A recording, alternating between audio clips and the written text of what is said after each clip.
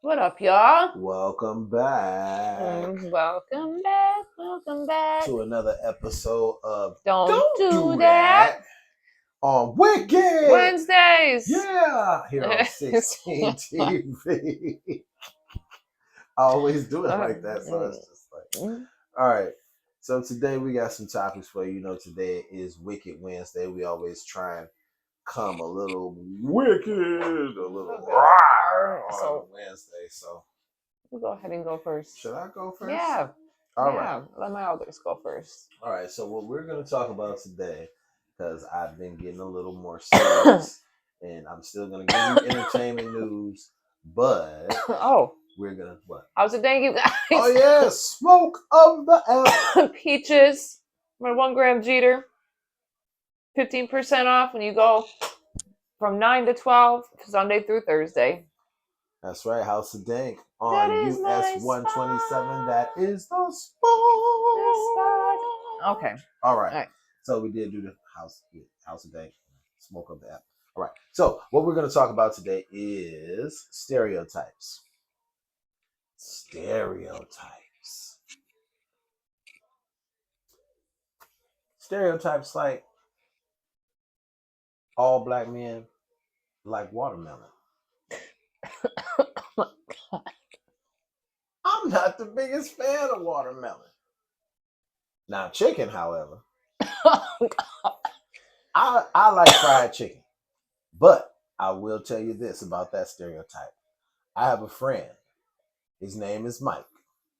And Mike told me that is an unfair stereotype because he says, well, Rob, hell, who doesn't like fried chicken? Right, who doesn't? And he's a white boy. He's one of my peoples. And he's a white boy. And he even said, that's a stupid stereotype. Very stupid. But anyways, another stereotype. Okay. Black people are loud. I'm aggressive. I'm very aggressive. Violent. These are stereotypes that are matched up with black people because of specifically movies, magazines. Specifically, black women. We're going to make sure that gets out there. Yeah, they're loud, they're belligerent, they're violent. They get agitated easily. Now, the reality is that most black people just want fair and equal rights. And they want fair and equal treatment. And after our history here in America, when we are blatantly denied equal rights and equal treatment, then we get loud, upset, aggressive, and sometimes violent. Because defending.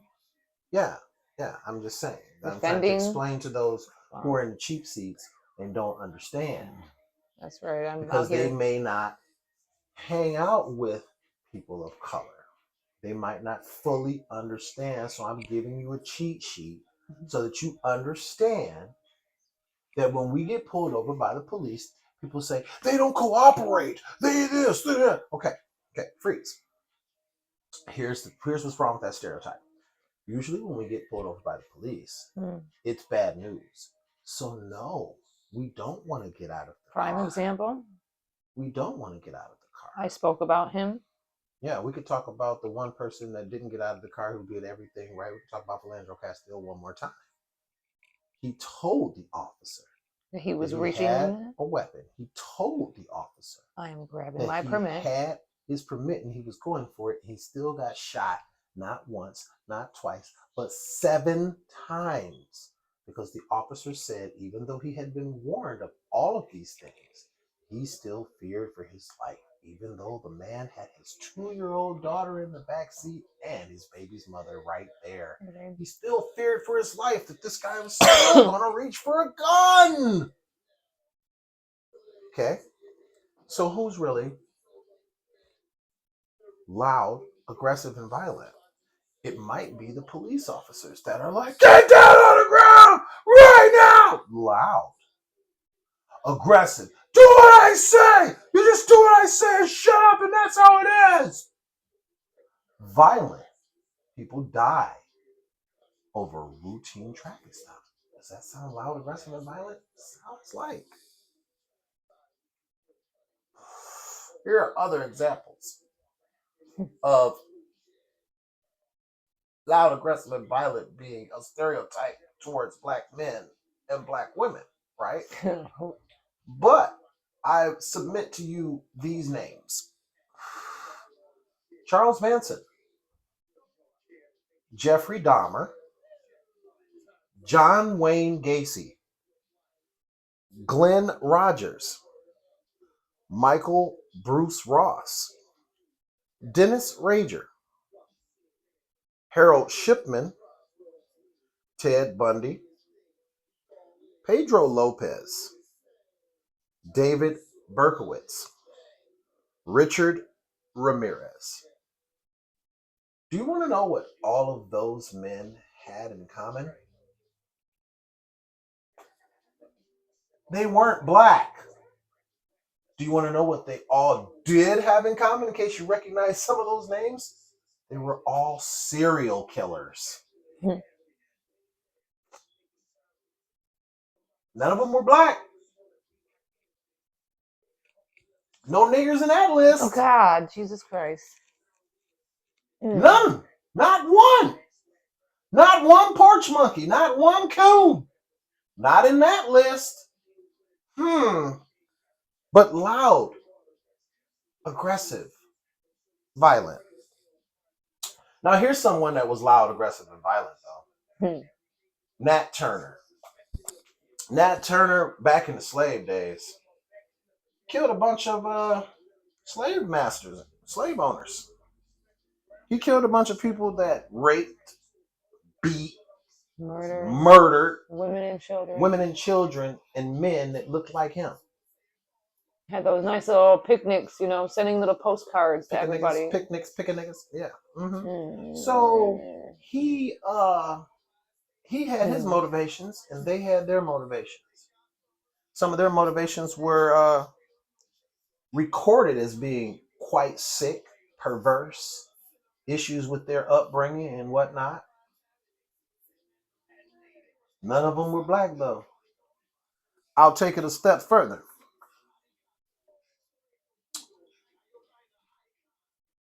What was it that I had when I went there and I said, this whole thing with Kang the Conqueror, Jonathan Majors, right? Okay. Jonathan Majors aggressed his girlfriend. Aggressed. Not choked out, didn't beat her. None of that, right?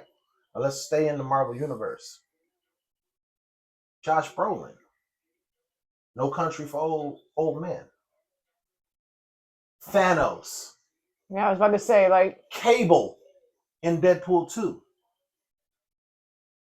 Domestic violence. Beat his girl. Okay, let's keep going. Steven Seagal. Mickey Rourke. Beat they women, right? Still in the movies. Steven Seagal used to beat the dog shit. Kelly LeBrock beat the shit out of Kelly LeBrock. Still was doing movies. Oh, got bread. Okay. Now, let's go to the inequality here. Shannon Sharp is 56. The way they made it years old. Well, they made it seem like Shannon Sharp was old as dirt or something, like the way they talk. And he went after a 20. The chick was 21 or whatever. 22. Whatever. That's nasty. Yeah, it's nasty. But you want to know what's nastier? Bill Belichick is what, 74? Something like that, 74, 76. 74 years old? Yep. Chick he's messing with right now is 24, 25. I don't see nobody persecuting Bill Belichick. Y'all barely talk about it. Y'all, no. They barely talked about Hugh Hefner. Right, Hugh Hefner gone now, but when Hugh Hefner was alive, he was y'all was supporting him all. What? Yeah, Playboy, what? All that. When all y'all that watched the reality movie, show where he openly had 3 women. Yeah. Oh well, that didn't count. It didn't work anymore. That didn't What's count. the It was difference? just playing around. No, He's when it still didn't work, he was exploited. doing that. He still exploited I'm women quite sure they still had. they definitely They still did. had to do a little something to Yeah, be in even that if it top three. was yeah. Come on now, Yeah, quit even playing. if it had to be One messing with just for the other girls. media, Yeah, no. Okay. and they celebrated that man. Mm-hmm. Yeah, Mm-hmm. okay, that's all I'm saying. Now, something that really kind of pisses me off, right? Oh, one last thing, please. I forgot. She was the one that gave me this. Remember when I was doing the serial killer part? Earlier today when I was doing the serial killer part in my notes, she was like, babe, you know what? And also tell them that, if she don't talk like that, y'all know. She said, but also tell them, she said that a lot of those killers, they got to live out their lives in jail. In prison. Yeah. They got to live out their lives in prison after they did all those heinous crimes, which is a fact. Oh, well, some of them did get put down, but not all of them. But you know that's what? not the point. Yeah, not all of them. Do you know what happened to Nat Turner? That's not funny. But do you want to know what happened to Nat Turner back in the slave days when he got caught after he did all of that? They killed him and they ate him. And you ain't got to rewind it back because I'm gonna repeat it. They killed him and they ate him. Plated him up. Okay, now. Thank you. Yeah. I'm done. All right. We're going to talk about a brain dead woman that is still pregnant and they're keeping her alive to keep the fetus alive. Okay. And to me, that's disturbing because all you're doing is you're making this woman be a human incubator. Yeah. Literally a human incubator. This woman is brain dead. So you have you got a machine keeping her alive just so the fetus can. Where I got CBS News, okay, it's from Newsbreak. Okay, this is where I'm getting it from the politics area by CBS/AP. All right, this is 2 days ago that they posted this. A pregnant woman in Georgia who was declared brain dead after a medical emergency has been on life support for 3 months to let the fetus grow enough to be delivered. A move her family says the hospital told them was required under the state's strict anti-abortion law. With her due date still more than 3 months away, it could be one of the longest such pregnancies. Her family is upset that Georgia's law, which restricts abortion once cardiac activity is detected, doesn't allow relatives to have a say in whether a pregnant woman is kept on life support. Georgia's heartbeat law is among the restrictive abortion statutes that have been put in place in many conservative states since the Supreme Court overturned Roe versus Wade 3 years ago. Adrienne Smith, a 30-year-old mother and nurse, was declared brain dead, meaning she is legally dead, in February. Her mother, April Newkirk, told Atlanta station for that. Now, she said her daughter had intense headaches more than 3 months ago and went to Atlanta's Northside Hospital, where she received medication and was released. The next her boyfriend woke to her gasping for air and called 911. Now, the hospital determined she had blood clots in her brain and she was declared brain dead. Now, a spokesman for Georgia Attorney General Chris Carr said in a statement to CBS News on Friday, there is nothing in the Life Act that requires medical professionals to keep a woman on life support after brain death. Removing life support is not an action with the purpose to terminate a pregnancy. That's all I'm going to read because it is long, but the point is right there. Right there. The woman is dead. You are incubating this child. I mean, that's disgusting. No, that's disgusting. Gross. That's gross. This woman, she can't even move on. You're making her stay alive does she have, for 3+ more months. Does she have any relatives? That's what her parents and them are trying to get her off of life support. But they're telling her because of this anti-abortion laws, this heartbeat law. But it doesn't say anything in there. When this woman is brain dead, she is dead. You disgust me. These people can't even move on until, and then you, what about this baby? Is this baby even, this woman needs to go and be laid to rest. You are disgusting. It's gross. Your ideology. I can hear people on the other side. Yeah, I already know. Sick, nasty bitches. That's what they are. Sick, nasty bitches.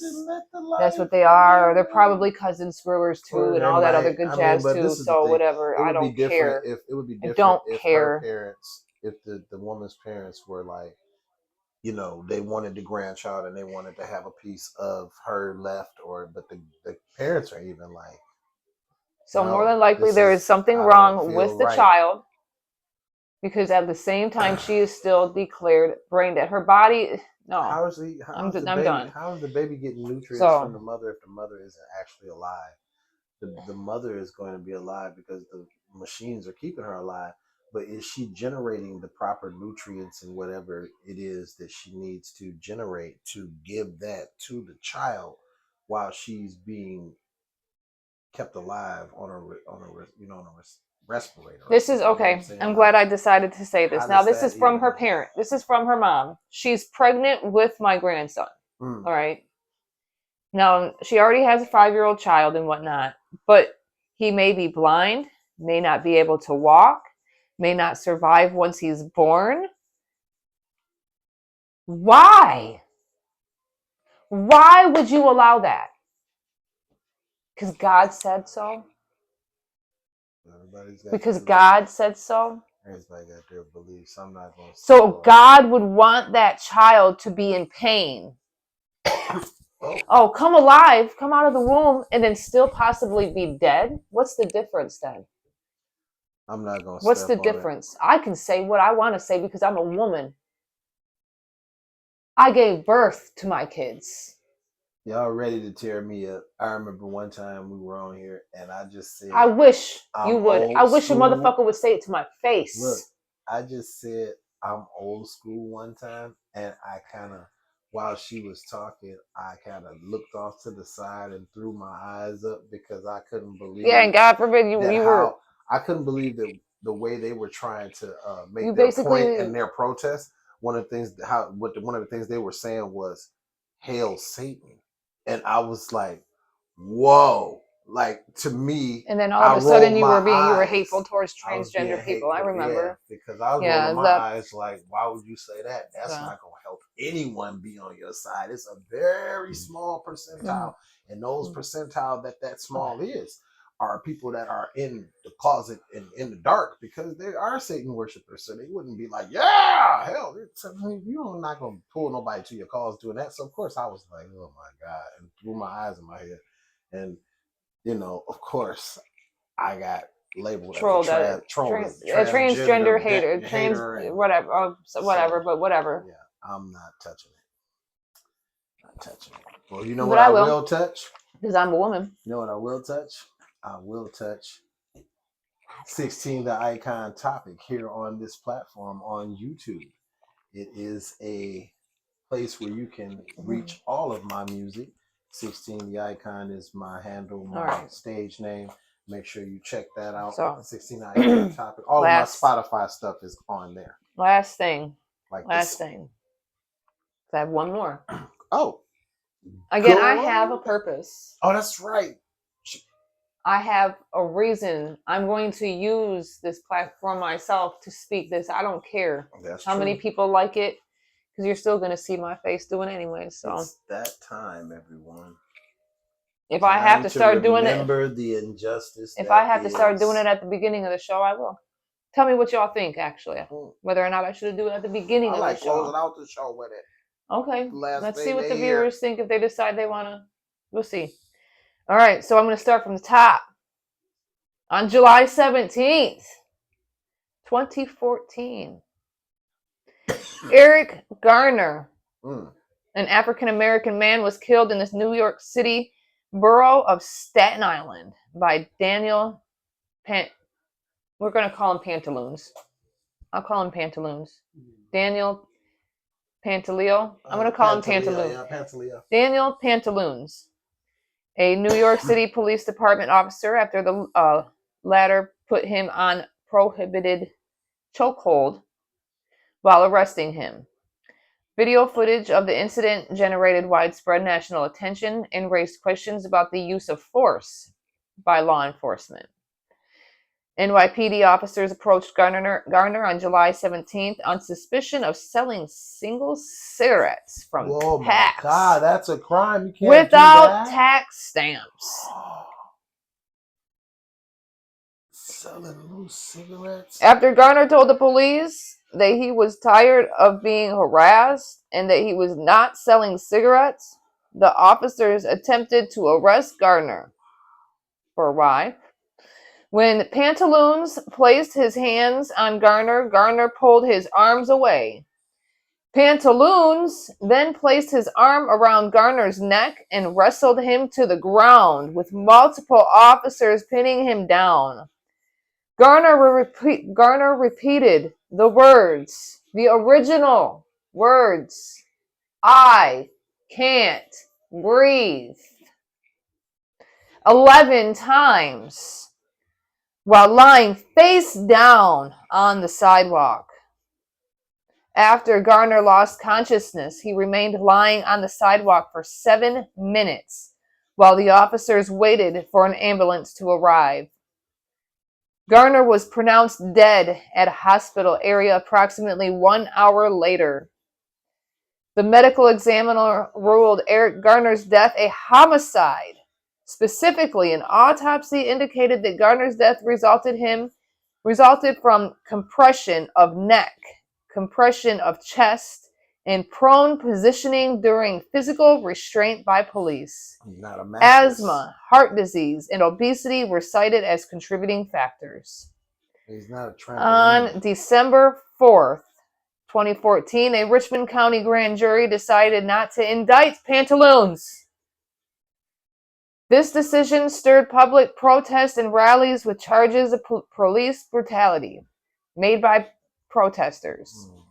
By December 28, 2014, at least 50 demonstrations had been held nationwide in response to the Garner case. While hundreds of demonstrations against general police brutality counted Garner as a focal point, on July 13, 2015, an out-of-court settlement was reached under which the city of New York would pay the Garner family $5.9 million. In 2019, the U.S. Department of Justice declined to bring criminal charges against Pantaloons under federal civil rights law.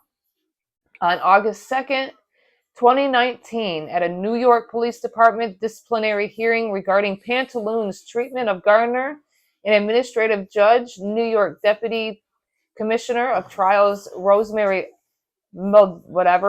recommended that Pantaloons' employment be terminated. Pantaloons was fired on August 19th, more than 5 years after Garner's death.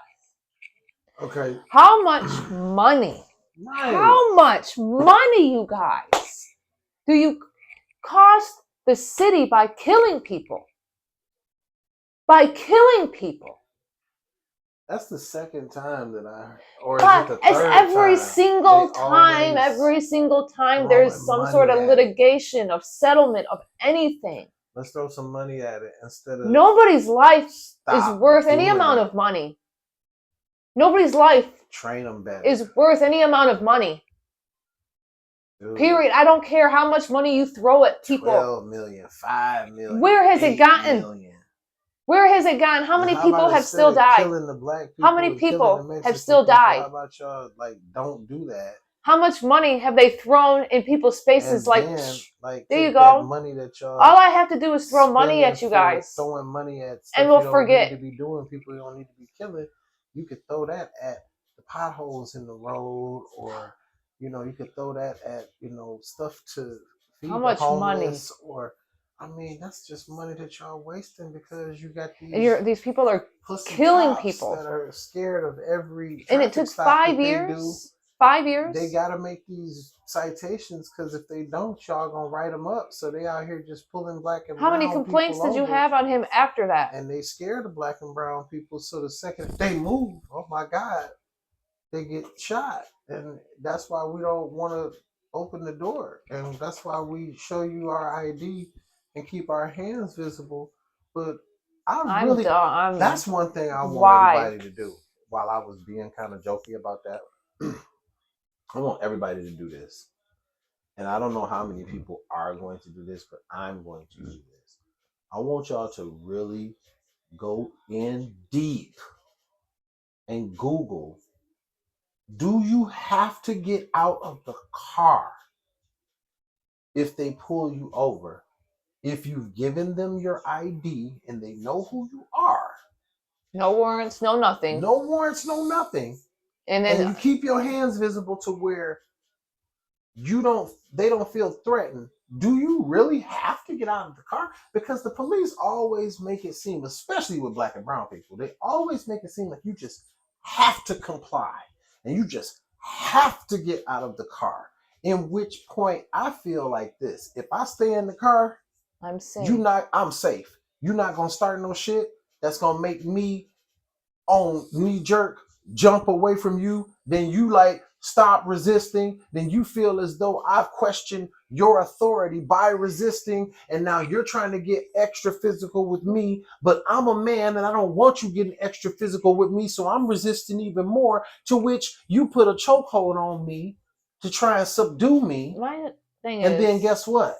I'm dead. You pull So that's somebody why I over. want to just stay in the car. You pull somebody over for something that's a ticket that you would normally, whatever, no turn signal. You didn't, you yielded a stop sign but didn't stop. A ticketable offense. Get pissed if a you don't get out the car. Offense. So you then proceed, okay, well, they pull you over. Well, this is what you did, yada, yada, yada, license and registration. Fair enough. Okay, you ran my name, did my shit. All right, you found out I was clean. Or he was clean. Or they were clean. There's nothing more to that. It's simple, here's your ticket and go about your business. Right. That's it. That's another one That's I want all. y'all to find out too. As far as getting out of the car after that, if they have you nothing, you don't have to get out of the car. Find out. Record every move you make. Yeah, definitely pull your camera phone out immediately. Go live if you have stop filming. Whatever. No, you have every right to. Constitutional right to do that. You can do whatever. For your safety and make sure that it's known. This is for my safety and sir, with all due respect, that is for your safety. I want y'all to find out whether or not what the rights are for the passenger too, because I saw a video where they pulled the guy over and there's another dude that was a passenger and they telling him that he had to get out the car. Why? There's a traffic stop and I wasn't even driving. I'm a passenger.